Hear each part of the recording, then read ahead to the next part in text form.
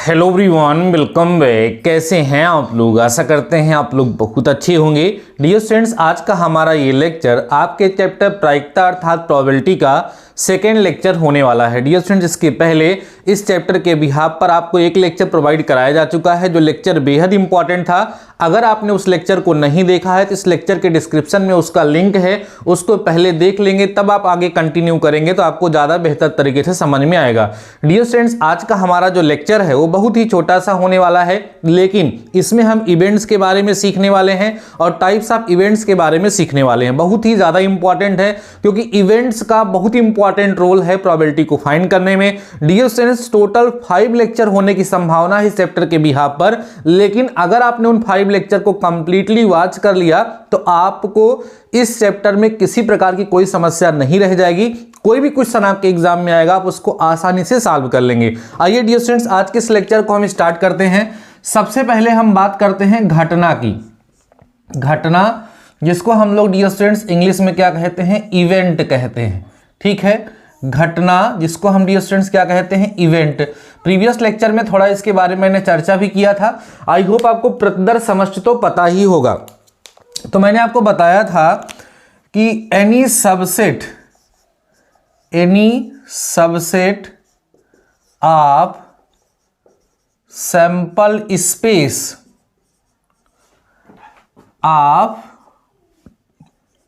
Any random experiment, ध्यान समझिएगा और नोट करिएगा। ठीक है, मैंने क्या बताया डियर स्टूडेंट्स? यहां पर आपको मैंने बोला कि any subset of sample space of any random experiment, किसी भी रैंडम एक्सपेरिमेंट का जो हम सैंपल स्पेस बनाते हैं उसका कोई भी सबसेट इवेंट कहलाता है। ठीक है, इज कॉल्ड इवेंट। मैं यहां लिख देता हूं, इसकी डेफिनेशन आप लोग नोट कर सकते हैं। क्या कहलाता है डियर स्टूडेंट्स? इवेंट कहलाता है। अब जरा इसको एग्जाम्पल से हम समझते हैं। एग्जाम्पल, ध्यान समझना, इसको नोट करते चलिएगा। एग्जाम के समय इसको रिपीट करके आप लोग जाएंगे तो अच्छा होगा। सपोज करिए कि हमने कहा 1 डाई इज थ्रोन, और इसका हमने क्या बना लिया? सैंपल स्पेस बना लिया। ठीक है, अब जब इसकी इवेंट्स बनानी है तो जब इवेंट्स बनाएंगे तो कई सारी इवेंट्स होंगी, तो उनको E1, E2, E3 ऐसे दिखाते हैं, या EFGH से भी हम उसको डिनोट कर सकते हैं, अलग अलग से उसको हम लोग दिखाते हैं। तो जैसे हम मान लीजिए कोई इवेंट हम बना रहे हैं, तो यहां लिख दें 1, 2, 3, तो ये है क्या हो गई? इवेंट हो गई। कोई दूसरी इवेंट है F = हमने लिख दिया 4, 5 और क्या लिख दिया? 6 लिख दिया, तो ये भी एक क्या है? इवेंट है। मतलब इसका सबसेट हो तो वही इवेंट है। कोई और इवेंट मान लीजिए आप E2 बनाना चाहते हैं, तो क्या हो गया? 1, 3, 5, ये इवेंट है। अच्छा, अब इस इवेंट को हम बोल क्या कह सकते हैं? बोल क्या सकते हैं? इवेंट ई क्या है? Occurrence of a number less than 4, 4 से छोटा नंबर आना। ठीक है, इसी को हम लोगों ने क्या किया है? सेट के फॉर्म में लिखा है। और ये इवेंट क्या है? A number occurring more than 3, 3 से बड़ा नंबर आना। और ये अकरिंग ऑड नंबर यहां पर हम लोग बोल देते हैं तो ये बन जाता है। तो इसको हम शब्दों में भी लिख सकते हैं, बाकी जब उसको हम सिंप्लीफाई करते हैं तो ये रिजल्ट हमें मिल जाता है। कोई और एग्जांपल लिख करके आपको समझाता हूं। जैसे 2 कॉइन को टॉस किया गया तो सैंपल स्पेस आपका बनेगा ये जो मैं यहां पर बना रहा हूं। ठीक है, अब देखिए, अभी मान लीजिए कोई इवेंट ई मैं यहां बनाने के लिए बोल दिया। ठीक है, तो आप यहां बोल दीजिए कि इवेंट क्या मैं बना रहा हूं? Coming 2 head, coming 2 heads. और दूसरी इवेंट मैं बना ले रहा हूं यहां पर कमिंग 1 हेड। 2 इवेंट मैंने बना दिया। एक इवेंट हो गई 1 हेड आना, दूसरी इवेंट हो गई 2 हेड आना। तो जब इस इवेंट ई को हम सेट के फॉर्म में लिखेंगे तो देखिए क्या बनेगी? कितना हेड आना? 2 हेड। 2 हेड आने में कितनी? बस यही 2 कंडीशन है। तो ये हमारा बन गया इवेंट ई। और इस इवेंट एफ को अगर हमें बनाना होगा तो कैसे बनेगा हमारा? ठीक है, कमिंग 1 हेड, तो 1 हेड इसमें भी है और इसमें भी है, तो हेड टेल और टेल हेड ये जो है इसकी इवेंट बन जाएगी। तो आपको समझ में आ गया होगा कि इवेंट क्या होती है, इवेंट का फॉर्मेशन कैसे किया जाता है। ऐसे बहुत सारे एग्जाम्पल दे करके उसकी इवेंट बनाने के लिए आपसे पूछा जा सकता है। जब कभी भी हम किसी इवेंट को समझ ही नहीं पाएंगे तो उसकी प्रोबेबिलिटी कैसे पता करेंगे। इसीलिए प्रोबेबिलिटी को फाइंड करने से पहले सैंपल स्पेस बनाना और साथ ही साथ डियर स्टूडेंट्स इवेंट बनाना हमें आना चाहिए। अगर हमें इवेंट बनाना आता है, सैंपल स्पेस बनाना आता है, देन हमारा काम आधे से ज्यादा आसान हो जाता है। समझ गए होंगे। अब एक टॉपिक समझना है, घटना का घटित होना। घटना का घटित होना, ध्यान देना, घटना का घटित होना जिसको हम बोलेंगे occurrence of event. Occurrence of event, घटना का घटित होना। अब इसका मतलब क्या है जरा देखिए। जैसे यहां पर हमने एक सैंपल स्पेस बनाया, अब इस सैंपल स्पेस की दो इवेंट हैं ई और F. Occurrence of event E का क्या मतलब है, जब हम कॉइन को टॉस करें और दोनों पे हेड आ जाए, इसका मतलब इवेंट ई हो गई, इवेंट ई अकर हुई, मतलब अकरेंस ऑफ इवेंट ई उसी को बोला जाएगा।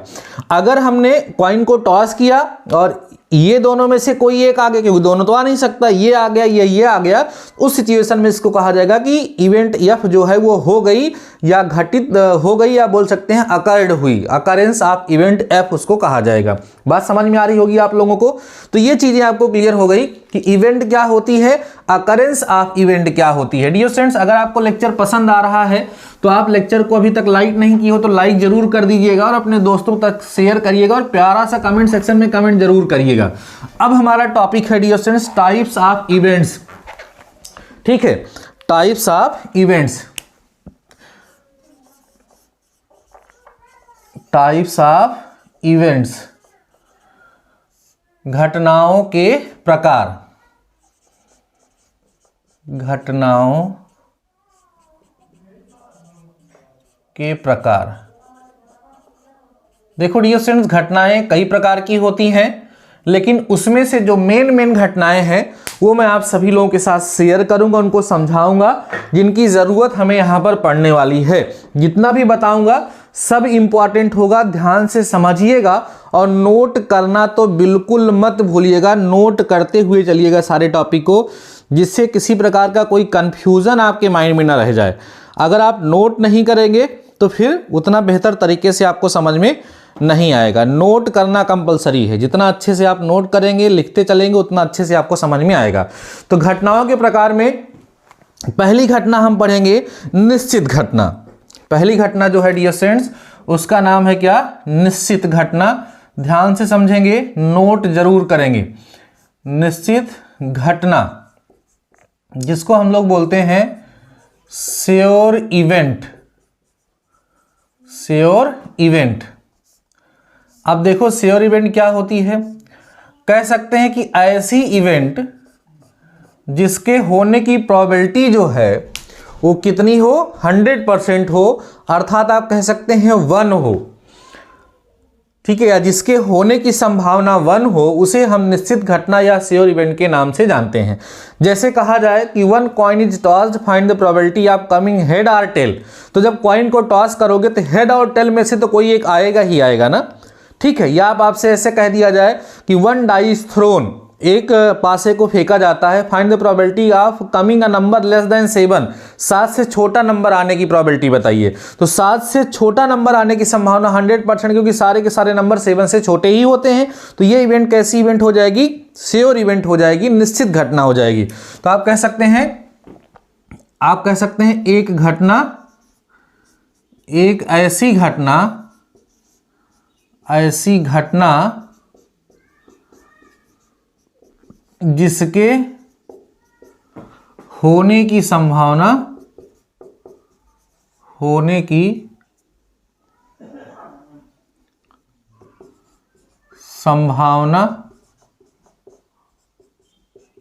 एक हो। कितनी हो, एक हो, निश्चित घटना कहलाती है।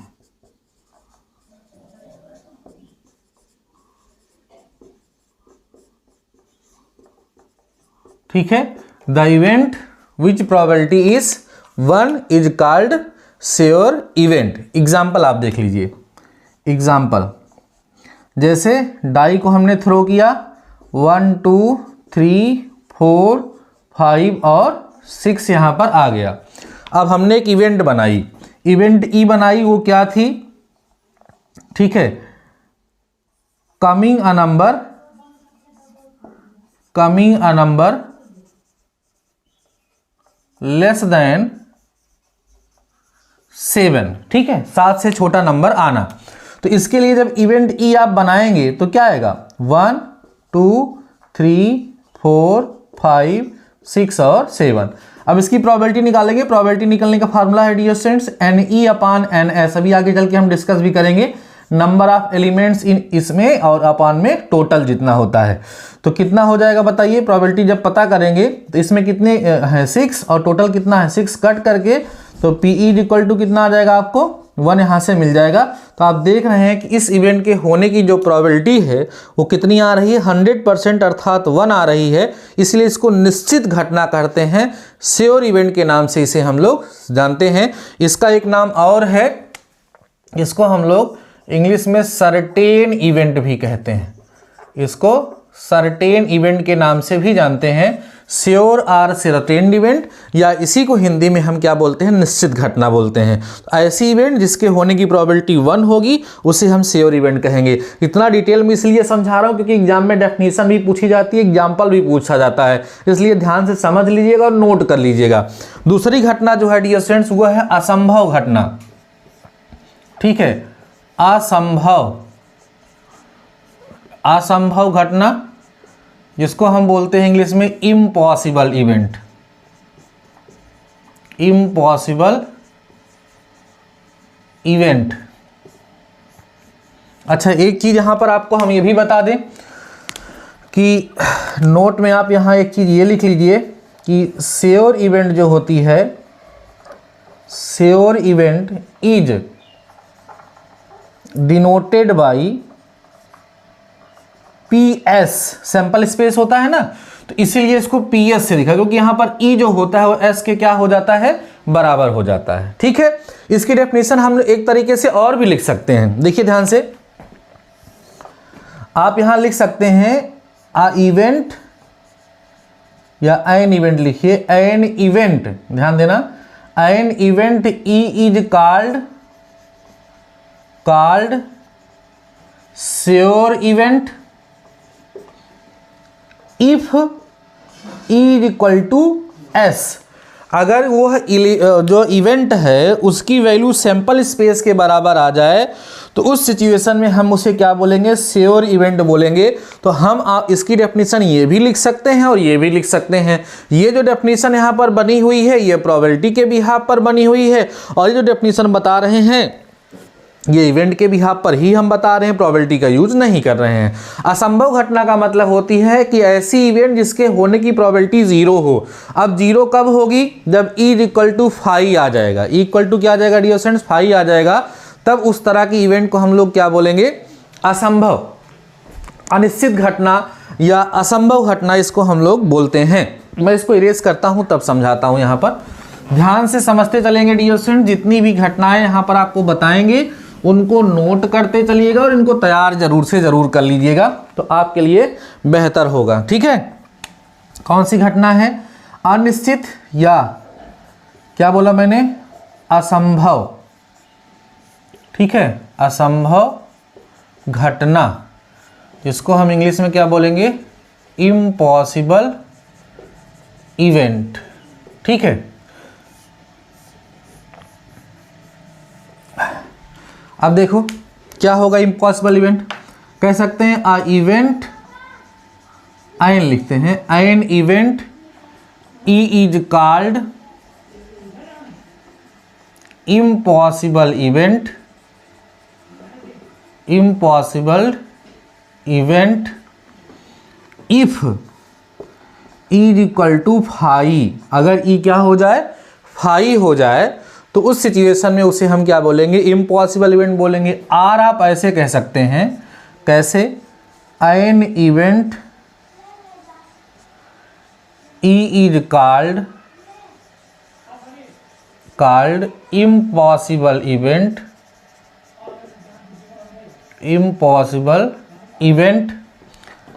if PE is equal to 0।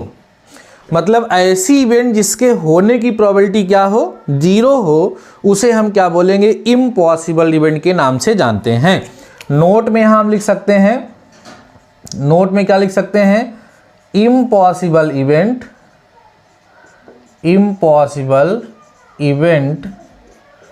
Is denoted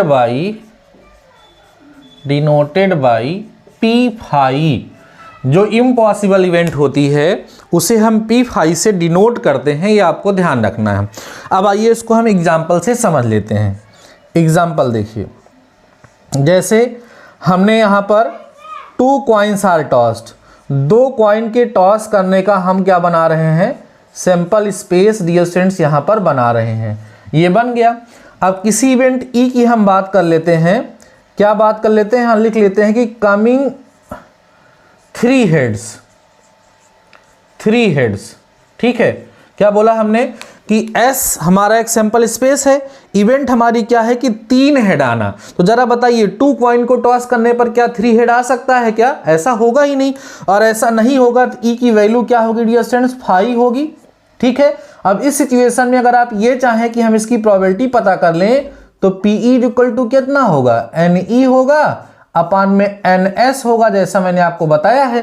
तो NE यहां पर कितना है जरा बताइए, कोई एलिमेंट नहीं है, तो 0 अपान में NS जो है 4 है, फाइनली 0 आ जाएगा। तो चूंकि यहां पर इसकी इवेंट की जो प्रोबेबिलिटी है वो 0 है, इसीलिए इसे हम क्या बोलेंगे, इम्पॉसिबल इवेंट। और इसको हम किससे डिनोट करेंगे, अभी हमने आपको बताया किससे डिनोट करेंगे, इसको हम P5 से डियर स्टूडेंट्स डिनोट करेंगे। तो आपको समझ में आ गया होगा कि निश्चित घटना क्या है और असंभव घटना क्या है। दोनों प्रकार की घटनाएं आपको समझ में आ गई होंगी। अब अगली घटना जो है डियर स्टूडेंट्स हमारी, वो है इक्वली लाइकली इवेंट, समसंभवी घटनाएं। जो मुख्य घटनाएं हैं उन्हीं को मैं आपको समझाऊंगा जिनका हमें यूज करना है। कौन सी घटनाएं, समसंभवी, संभावी कहीं कहीं लिखा रहता है, कहीं कहीं संभवी, समसंभावी घटनाएं, जिनको हम इंग्लिश में बोलते हैं equally likely events. Equally likely events, जरा समझें ये क्या होता है। ऐसे इवेंट्स जिनके होने की प्रोबेबिलिटी सेम हो। आप कह सकते हैं events E1 comma E2 comma E3 dot dot dot En are called equally likely events. कब, if PE1 equal to PE2 equal to PE3। ठीक है, ऐसे डॉट डॉट डॉट, मतलब जितनी भी इवेंट हैं, अगर उन सारी इवेंट के होने की जो प्रोबेबिलिटीज हैं वो सेम अगर आती हैं, उस सिचुएशन में उन्हें हम समसंभवी घटनाएं कहते हैं। जैसे अगर हम एक डाई को थ्रो करते हैं, 1 2 3 4 5 6 ये आता है। अब इसकी एक इवेंट हम मान लीजिए बना लें 1 और 2 आना, दूसरी इवेंट हम बना लें 3 और 4 आना, है ना, तीसरी इवेंट हम बना लें 5 आ जाना, या क्या आ जाना, 6 आ जाना। तो अब यहाँ पर हम PE1 अगर आप पता करेंगे तो कितना होगा, यहाँ 2 एलिमेंट है, यहाँ 6 मतलब 1/3 आएगा ना, 2/6 मतलब 1/3। ऐसे ही E2 के होने की जो प्रोबेबिलिटी है ये भी कितनी आएगी, 1/3। E3 के भी होने की प्रोबेबिलिटी कितनी आएगी, 1/3। सबकी प्रोबेबिलिटी कितनी आ रही है, सेम आ रही है, 1/3 आ रही है। तो इस सिचुएशन में ये कौन सी इवेंट कहलाएंगी, इक्वली लाइकली इवेंट्स कहलाएंगी, क्योंकि इन सब के होने की जो प्रोबेबिलिटी है वो कैसी है, समान है, बराबर है। तो ऐसी इवेंट्स इनके होने की प्रोबेबिलिटीज क्या होंगी, सेम होंगी, इक्वल होंगी, उन्हें हम लोग क्या बोलेंगे, इक्वली लाइकली इवेंट बोलेंगे, समसंभवी घटनाओं के नाम से जानेंगे। ठीक है, इनको आपको समझ गए होंगे, इनको मैं इरेज करता हूं। ठीक है, देखिए बुक में इवेंट बहुत सारी दी गई हैं, लेकिन मैं सारी नहीं बताने वाला हूं आपको। जिनकी जरूरत पड़ेगी वही आपको बताने वाला हूं, जिससे आपको कंफ्यूजन ना हो, क्योंकि सब घूम फिर करके फिर एक ही चीजें जाकर के हो जाती हैं और वहां पर कहीं ना कहीं कंफ्यूजन आ जाता है। अब आप जरा समझेंगे स्वतंत्र घटना और उसके बाद फिर समझेंगे डियर स्टूडेंट्स परस्पर अपवर्जी घटना। ठीक है, स्वतंत्र घटना, स्वतंत्र घटनाएं, इसको हम बोलेंगे इंडिपेंडेंट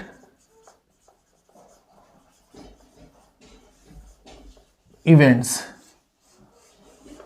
स्वतंत्र घटना का मतलब होता है कि ऐसी इवेंट्स जिनका एक के होने से दूसरे पर कोई प्रभाव ना पड़े, उसे हम स्वतंत्र घटना कहते हैं। कैसे, मैं एक एग्जांपल बताता हूं। जैसे एक पासे को आपने थ्रो किया और उस पर हम बात कर रहे हैं कि 6, ठीक है, कमिंग 6, ठीक है, मैं 6 आने की बात कर रहा हूं। और दूसरा हमने कॉइन टॉस किया, उस पर हम बात कर रहे हैं कमिंग 5। तो पहले वाले पर 6 आएगा और दूसरे वाले पर 5 आएगा, इनका एक दूसरे से कोई लेना देना नहीं, आपस में स्वतंत्र है। पहले पर 6 आएगा तो दूसरे पर 5 आएगा या कोई कौन आएगा, उससे इसका इस पर कोई प्रभाव नहीं पड़ेगा या इसका इस पे कोई प्रभाव नहीं पड़ेगा।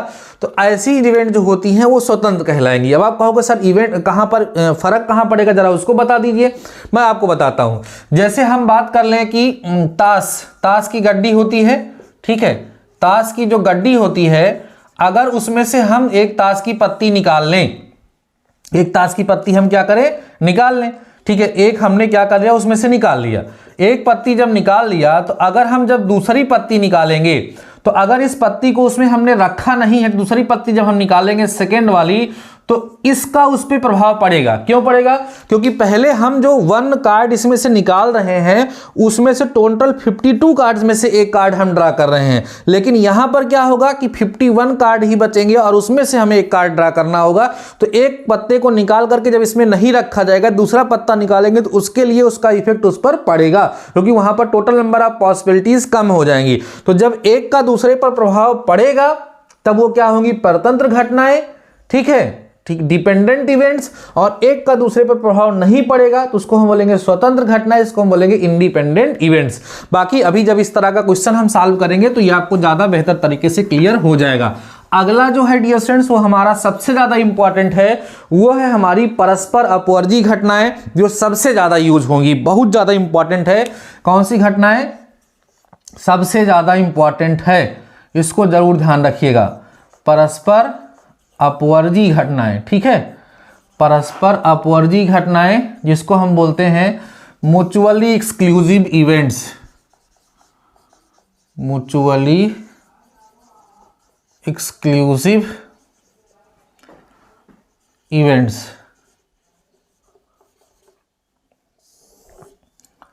ऐसी इवेंट्स जो कभी भी साथ साथ ना हो सकें, उनको हम परस्पर अपवर्जी घटना कहते हैं। जैसे अगर हमने एक डाई को थ्रो किया, 1 2 3 4 5 6, इसका सैंपल स्पेस हो गया। एक इवेंट दूसरा हम बना दिए 1 2 3 आना एक इवेंट, और एक दूसरी इवेंट हमने बना लिया 4 आना, 5 आना या 6 आना। अब जरा समझिए, अगर इवेंट ई होगी, अकरेंस ऑफ इवेंट ई का क्या मतलब है, 1 2 या 3 आएगा तब इवेंट ई हो जाएगी। और अकरेंस ऑफ इवेंट E2 का क्या मतलब है, 4 5 या 6 आएगा। लेकिन जरा ये सोचिए कि अगर हम ये कहें कि इवेंट ई हो गई है, तो इवेंट ई हो गई है इसका मतलब क्या आया है, 1 2 या 3 आया है ना। तो क्या इवेंट E2 भी उसके साथ हो सकती है? नहीं हो सकती है। तो इवेंट E1 हो गई तो E2 नहीं होगी, और E2 हो गई तो E1 नहीं होगी। अगर ऐसी कंडीशन कभी आ गई तो उस सिचुएशन में उन इवेंट को क्या बोलते हैं, परस्पर अपवर्जी घटना बोलते हैं, म्यूचुअली एक्सक्लूसिव। थोड़ा और समझाते हैं, रुकिए। जैसे अगर हम कोई दूसरी इवेंट ऐसे बना लें, E1 इक्वल टू बोल दें 2 4 और 6, ठीक है, और E2 हम बना दें 3 और 6। अब यहां जरा देखिए, अगर मैं ये बोलता हूं कि इवेंट E1 हो चुकी है, इसका मतलब 2 4 या 6 आया है, यही तो मतलब हुआ। तो क्या वहां पर E2 के होने की भी संभावना है भाई। क्यों है? क्योंकि अगर 6 आ गया होगा तो 6 इसमें भी है।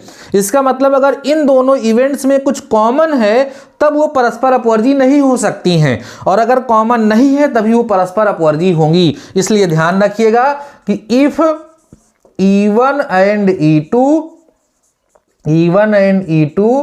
are two events such that E1 intersection E2 equal to phi, then E1 and E2 are called, क्या कहलाएंगे भाई, are called mutually exclusive events, परस्पर अपवर्जी घटनाएं कहलाएंगी। यही डियर स्टूडेंट्स मेन इस इवेंट्स थी जो मैंने आप सभी लोगों को बताया, समझाया, आपको समझ में आ गया होगा। नेक्स्ट लेक्चर से मैं अब आपको प्रोबेबिलिटी निकालना सिखाऊंगा। नेक्स्ट लेक्चर में प्रोबेबिलिटी के बाकी बचे हुए सारे रूल आपको सिखा दिए जाएंगे। उसके बाद 2 लेक्चर और होगा जिसमें हम आपको प्रॉब्लम सॉल्व कराएंगे। इन 5 लेक्चर्स में आपका ये चैप्टर पूरी तरीके से कंप्लीट हो जाएगा। अभी केवल 2 लेक्चर हुआ है। 2 लेक्चर में मैंने पहले लेक्चर में आप सभी लोगों को जो सिखाया है वो सिखाया है कि प्रोबेबिलिटी क्या होती है, सैंपल स्पेस क्या होता है और जो भी चीज़ें मैंने बताई हैं, और इसमें इवेंट के बारे में मोस्टली मैंने डिस्कस किया है। जितनी भी इवेंट्स मैंने बताई, देखो अगर आप बुक खोलेंगे तो और भी इवेंट्स उसमें आपको देखने के लिए मिलेंगे, ठीक है। जैसे आप लोग उसमें बुक में खोलेंगे तो बहुत सारी इवेंट्स आपको देखने की, संयुक्त घटनाएं, सर्वसमावेशी घटनाएं, प्रत्याशाएं, काफ़ी सारी चीज़ें देखने के लिए मिलेंगी। लेकिन मैं जितना बता दिया हूँ वो उतना आपके लिए पर्याप्त है और उसी की हेल्प से हम लोग प्रॉब्लम सॉल्व कर पाएंगे। आई होप आपने इस लेक्चर को एंजॉय किया होगा। लेक्चर छोटा था लेकिन इंपॉर्टेंट था, सारे टॉपिक नोट कर लिए होंगे। तो नेक्स्ट लेक्चर में हम प्रोबेबिलिटी निकालने के बारे में डिस्कस करेंगे। उसके बाद 2 लेक्चर में आपको प्रॉब्लम सॉल्व करा देंगे और आपका ये चैप्टर कंप्लीट हो जाएगा। तो डियर स्टूडेंट्स, आज के इस लेक्चर में बस इतना ही। मिलते हैं नेक्स्ट लेक्चर के साथ, नेक्स्ट टॉपिक के साथ। तब तक के लिए शानदार रहिए और पढ़ते रहिए।